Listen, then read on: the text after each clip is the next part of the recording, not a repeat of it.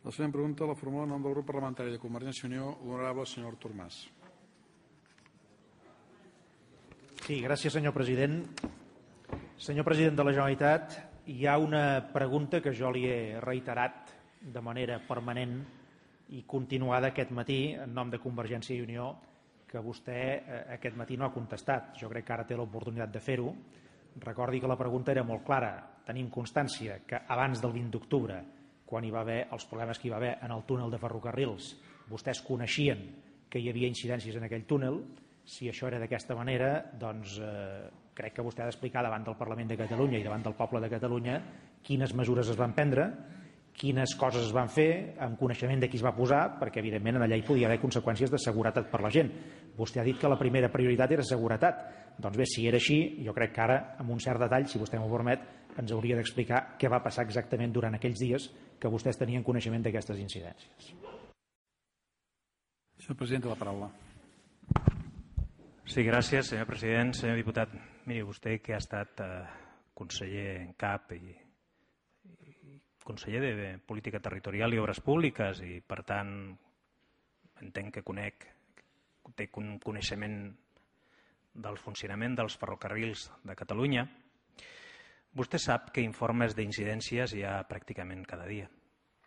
Vostè es pot imaginar, a més, que aquest govern era conscient que el punt més complicat de les obres de l'AVE, aquest govern i vostès, quan va signar l'acord del traçat, és tot just quan es dona la coincidència, diguem, del túnel dels ferrocarrils de la Generalitat, l'alta velocitat sota i les rodalies sobre. Per tant, òbviament, que s'estava a sobre. Vostè sap que Ferrocarrils disposa d'equips precisament per fer aquestes tasques de vigilància i de control. Per tant, es van prendre les mesures adequades quan es va considerar que hi havia perill.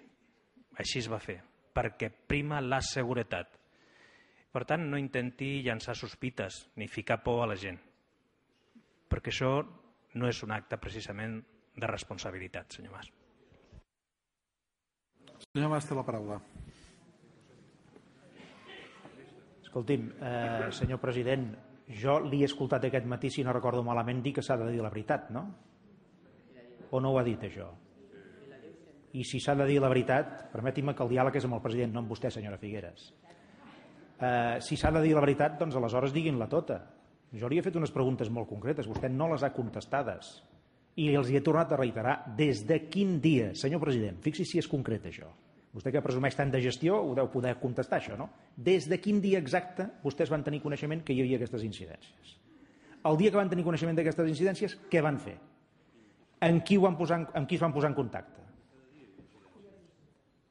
I a més, perdoni'm una cosa, si cada dia hi havia incidències, vostès recorden que al final aquell tren de ferrocarrils no va passar per un túnel perquè el maquinista va veure com estava caient el formigó? No ho recorden, això? O això no és veritat, tampoc? I el tren va haver de fer marxa enrere, cap a l'estació d'origen, però se'n va donar al maquinista d'això. Això no és crear cap mena de psicosis de por, és explicar la veritat. Jo crec que el govern del nostre país ha d'explicar davant de la gent què va fer, no només en aquest cas el govern espanyol, que és el responsable de les obres en general. El govern de la Generalitat tenia constància de tot això. I vostès han de donar la cara.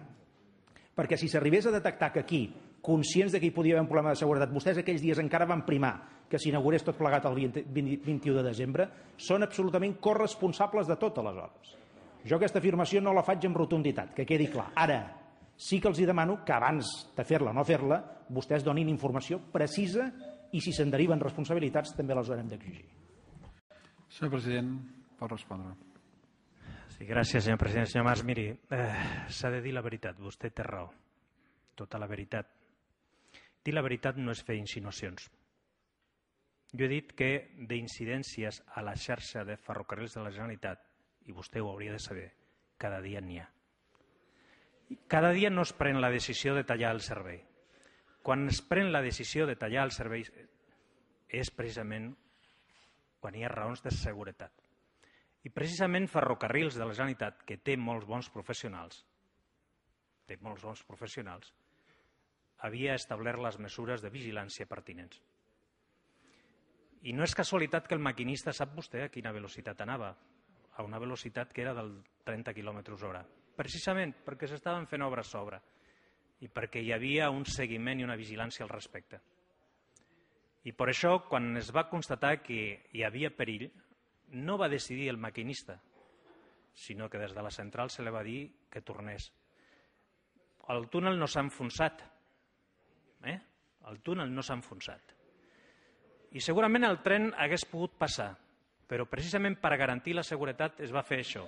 Senyor president. Miri, acabo, senyor president. Miri, es va fer quan hi havia perill. Insinuar el contrari el desacredita a vostè, senyor Mas. Senyor A president. vostè li han tornat a enredar els seus. Senyor president. A vostè li han aixecat la camisa i per un titular no tot s'hi val.